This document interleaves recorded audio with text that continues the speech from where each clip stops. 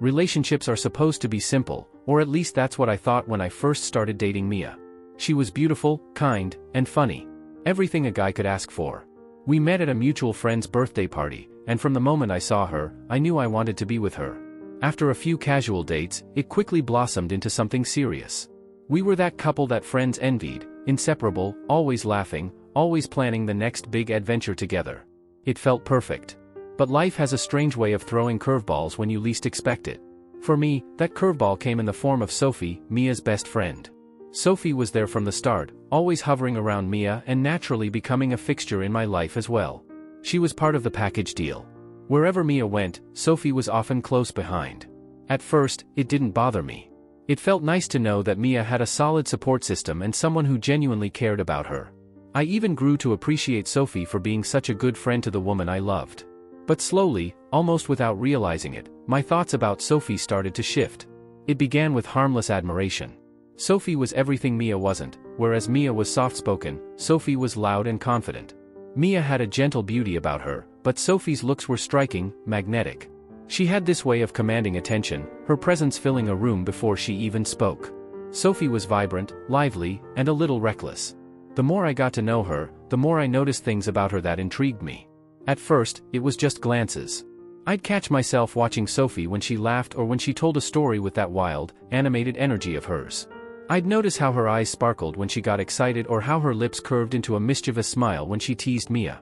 These little details, things that should have gone unnoticed, became impossible to ignore. Whenever the three of us hung out together, I'd steal a glance at Sophie, curious and maybe a little fascinated by the sheer intensity she brought to every situation.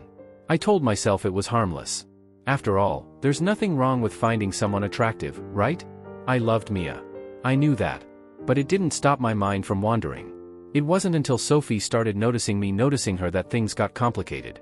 One night, we were at Mia's place, lounging on the couch, watching some mindless reality show. Mia had gone to the kitchen to grab drinks, and for a few minutes, it was just me and Sophie. Sitting beside her, I couldn't help but feel the tension in the air. We were close, maybe a little too close. I glanced at her, and to my surprise, she was already looking at me. Our eyes met, and for a brief second, something passed between us, a spark, an understanding. It was fleeting, and before I could process it, Mia was back, laughing and handing out drinks, oblivious to the undercurrent of emotion simmering between her best friend and me. That moment haunted me for days. I couldn't stop thinking about it. What had that look meant? Was I imagining things, or had Sophie felt it too? I tried to push it out of my mind, but the more I tried to forget it, the more I found myself fantasizing about her. These fantasies were vivid and intense, far beyond anything I'd ever experienced with Mia. In my daydreams, Sophie wasn't just Mia's best friend, she was mine. I'd imagine what it would be like if we were alone, just the two of us, no boundaries, no rules. I thought about how different things would be, how exciting, how dangerous. These fantasies didn't stop at simple admiration. I imagined Sophie's laughter echoing in my ears as we shared secrets, her hand brushing mine in a moment of unintended contact, and the heat that would rise between us. In these fantasies, we were drawn together by something irresistible, something we both fought against but couldn't deny. Every touch, every stolen glance, felt electric. Every second in Sophie's company was a test of my self-control, and in my fantasies, I always failed. I knew it was wrong, of course. I had Mia. She trusted me, and loved me. But that didn't stop the fantasies from creeping in during quiet moments, when Mia was asleep beside me, when I was alone in the shower, or when I'd lie awake at night, staring at the ceiling, thinking about what it would be like to kiss Sophie, to feel her skin against mine.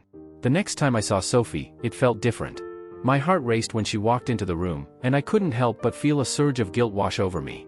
Mia had no idea what was going on inside my head. She was so innocent, so trusting, and here I was, harboring these fantasies about her best friend.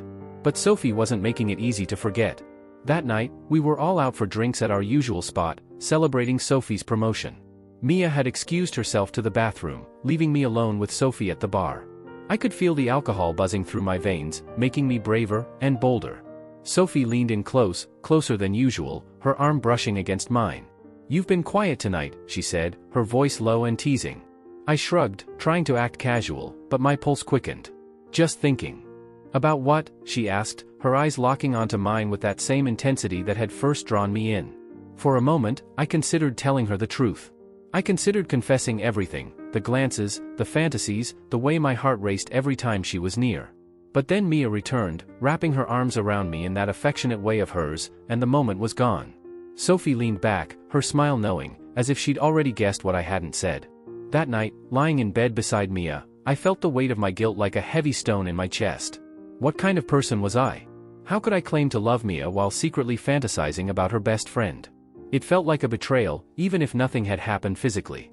The thoughts alone were enough to make me feel dirty and ashamed. I tried to distance myself from Sophie after that. I avoided situations where we'd be alone and made excuses when Mia suggested we all hang out. But no matter how hard I tried, it was impossible to escape her. She was always there, always lingering on the edge of my consciousness. Mia didn't notice the change, or if she did, she didn't say anything.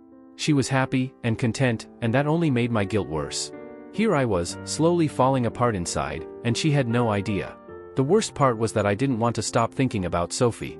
As wrong as it was, the fantasies had become a part of me, something I looked forward to in my quiet moments. It was like living a double life, one where I was the perfect boyfriend, loyal and loving, and another where I was someone else entirely, a man driven by desire and temptation. It wasn't until Mia's birthday that everything came crashing down. She had planned a small gathering at her place, just a few close friends, and of course, Sophie was there. The atmosphere was light and cheerful, everyone laughing, drinking, celebrating Mia. At some point in the evening, Sophie pulled me aside, away from the crowd. She led me to the balcony, where the cool night air hit me like a splash of reality. For a few moments, neither of us said anything. I could feel my heart pounding in my chest, the tension between us thick and palpable. "You've been avoiding me," she said, her voice quiet but firm. I swallowed hard, unsure of what to say. "I've been busy." Sophie raised an eyebrow, clearly not buying it. "Right. Busy." I wanted to deny it, to tell her she was wrong, but the words wouldn't come. Instead, we stood there, the silence stretching out between us like a chasm. And then, without warning, Sophie took a step closer. Her hand brushed against mine, sending a jolt of electricity through me. I should have stepped back. I should have walked away. But I didn't. Instead, I stood there, frozen, as Sophie leaned in, her lips dangerously close to mine. "You think I haven't noticed?" she whispered, her breath warm against my skin.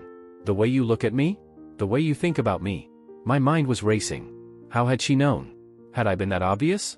Before I could respond, Sophie pulled away, a teasing smile playing on her lips. "Don't worry," she said softly. "Your secret's safe with me." And just like that, she was gone, leaving me standing on the balcony, heart pounding, mind reeling.